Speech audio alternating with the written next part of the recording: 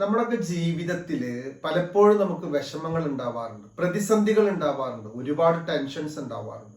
എന്നാൽ ഈ സിമ്പതി ഇങ്ങനെ പിടിച്ചുപറ്റി ജീവിക്കുന്ന ഒരു മനസ്സ് നമുക്കുണ്ട് എങ്കിൽ തീർച്ചയായിട്ടും നമ്മൾ ഒരിക്കലും വിജയത്തിലേക്കോ അല്ലെങ്കിൽ ഒരു പുരോഗതിയിലേക്കോ പോലും എളുപ്പമല്ല എന്നുള്ളത് ആദ്യം മനസ്സിലാക്കുക. ഞാൻ വ്യക്തമായിട്ട് പറയുകയാണെങ്കിൽ ഇപ്പൊ നമ്മുടെ ജീവിതത്തിൽ ഒരുപാട് പ്രശ്നങ്ങൾ വരുമ്പോൾ അതിങ്ങനെ എടുത്തു പറയും നമ്മളോട് ചില ആളുകൾ, എന്താ അല്ലേ നിന്റെ അവസ്ഥ, ഈ എങ്ങനെ ഇതൊക്കെ തലയിൽ വെച്ച് ജീവിക്കണം, എന്റെ കുടുംബത്തിന്റെ ഒരു അവസ്ഥ എന്നെ സമ്മതിക്കണം കേട്ടോ, ഇത്രയും ആളുകൾ അവിടെ ഉണ്ടായിട്ട് ഈ എന്നല്ല എല്ലാ കാര്യത്തിനും മുന്നിട്ട് ഇറങ്ങണത്, എന്നെ കൊണ്ടൊന്നും പറ്റൂല കേട്ടോ, നീ വല്ലാത്തൊരു അവസ്ഥയിലപ്പ ജീവിക്കുന്നത്, അതിന്റെ ക്ഷമയെ സഹിക്കണം, അല്ലെങ്കിൽ നിന്റെ ഇപ്പോഴത്തെ ഒരു അവസ്ഥ, അങ്ങനെ നമ്മൾ നമ്മുടെ ജീവിതത്തിൽ അനുഭവിക്കുന്ന ചില പ്രശ്നങ്ങളായിരിക്കാം. അതിങ്ങനെ നമ്മളോട് വന്ന് പറഞ്ഞിട്ട് സിമ്പതിയുടെ വർത്തമാനം പറയുകയും നമ്മൾ ആ സിമ്പതി ഇങ്ങനെ ആസ്വദിക്കിരുന്നിട്ട് നമ്മൾ ആ ഒരു വല്ലാത്തൊരു അവസ്ഥ, അവരുടെ വാക്കിങ്ങനെ കേൾക്കുമ്പോൾ ശരിയാണല്ലേ, ഞാൻ വല്ലാതെ അനുഭവിക്കുന്നുണ്ടല്ലേ, എന്റെ ജീവിതം വല്ലാത്തൊരു ജീവിതമാണല്ലേ എന്നൊക്കെ ഇങ്ങനെ പിന്നെ ഫീൽ ചെയ്തിരിക്കാനുള്ള ഒരു സുഖം നമുക്കുണ്ട് എങ്കിൽ തീർച്ചയായിട്ടും മനസ്സിലാക്കുക,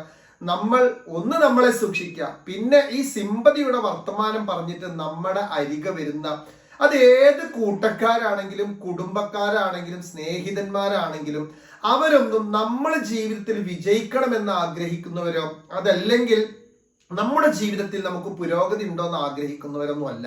കാരണം നമ്മളൊരു പ്രത്യേക സാഹചര്യത്തിലാണ്. അപ്പൊ അത് അവർക്കൊരു സുഖമാണ് ഇങ്ങനെ പറയുമ്പോൾ, കാരണം നമ്മളൊരു തകർച്ചയിലാണല്ലോ, ഒരു വിഷമത്തിലാണല്ലോ, ഒരു പരാജയത്തിലാണല്ലോ.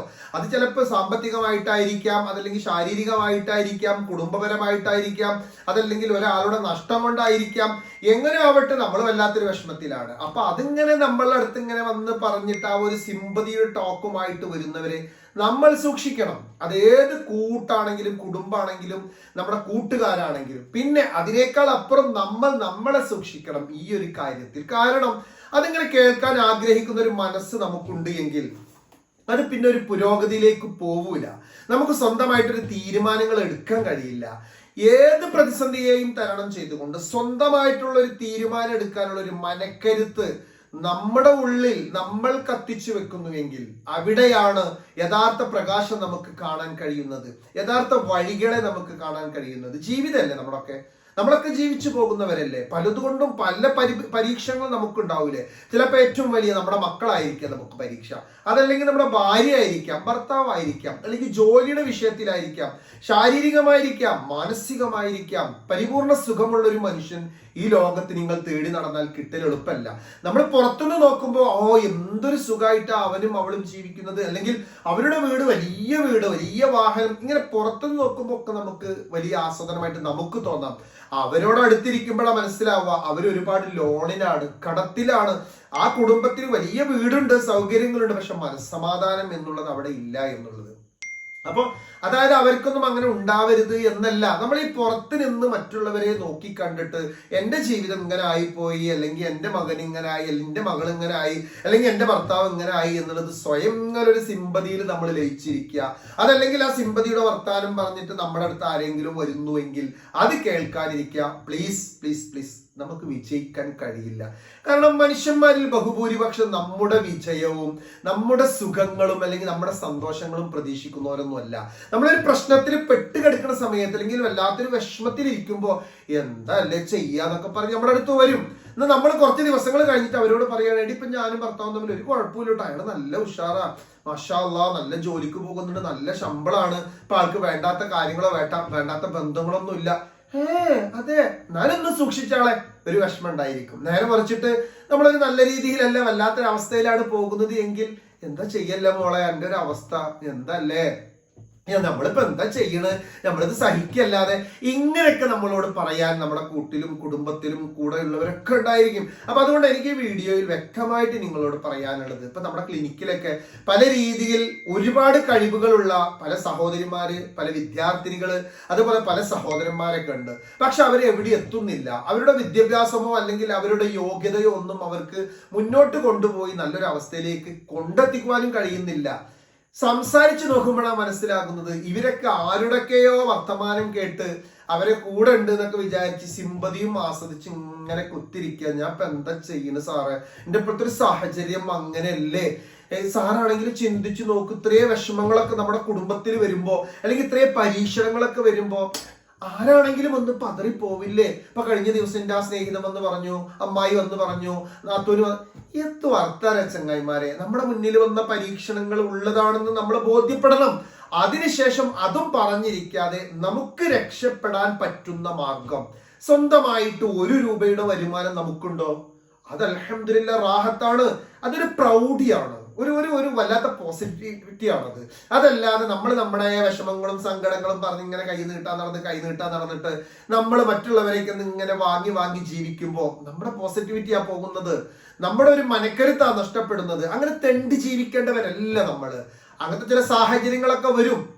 നമ്മളെ കൊണ്ട് താങ്ങിയാൽ പൊന്താത്തൊരു പ്രശ്നം വരുമ്പോൾ ഒരു പക്ഷെ മറ്റുള്ളവരുടെ സഹായങ്ങൾ, സഹകരണങ്ങൾ നമുക്ക് തീർച്ചയായിട്ടും സ്വീകരിക്കേണ്ടി വരും. പക്ഷെ എങ്കിലും എന്തൊരു കാര്യമുണ്ട്, ഇപ്പൊ പല ആളുകളുണ്ട് മക്കള് വളർന്ന് വലിയ അവസ്ഥയിലൊക്കെ ആയിട്ട് 10, 20, 22 വയസ്സിലാവും കുട്ടികളുടെ കല്യാണം കഴിപ്പിക്കുക. സ്വന്തമായിട്ട് 1 രൂപ പോലും നമ്മൾ കരുതി വെക്കൂല. നമ്മളതെങ്ങനെ മൊബൈൽ റീചാർജ് ചെയ്തിട്ടും ലാവിഷായിട്ടും വലിയ വലിയ മീനൊക്കെ വാങ്ങിയിട്ടും അങ്ങനെ പിന്നെ നുറുക്ക് മീനൊക്കെ വാങ്ങിയിട്ടും തിന്നിട്ടും ഇങ്ങനെ ആസ്വദിച്ച് ജീവിക്കും. എന്നിട്ട് വിവാഹ സമയത്ത് ഇങ്ങനെ എല്ലാവരുടെ അടുത്ത് പോയി പറയും, മോളെ കല്യാണം സഹായിക്കണം, സഹകരിക്കണം. സംഗതി സഹായിക്കുന്ന ഒരുപാട് മനസ്സുണ്ടെങ്കിലും നമ്മൾ സ്വന്തമായിട്ട് നമ്മളെ കൊണ്ട് പറ്റുന്ന രീതിയിൽ അധ്വാനിച്ച് ആ ഒരു വിയർപ്പിന്റെ ആ ഒരു വരുമാനം കൊണ്ട് നമ്മുടെ മക്കളുടെ വിവാഹമാണെങ്കിലും പുരപ്പണിയാണെങ്കിലും അതിനൊരു സുഖമുണ്ട് ചങ്ങായിമാരെ, അതിൽ യാതൊരു സംശയവുമില്ല. ഒക്കെ പോട്ടെ, മകളുടെ വിവാഹം പോട്ടെ, സ്വന്തം ഭാര്യയുടെ പ്രസവം 9 മാസം കഴിഞ്ഞിട്ടാണെന്നുള്ളത് ന്യായമായിട്ട് ഈ പോത്ത് മനുഷ്യനറിയാം.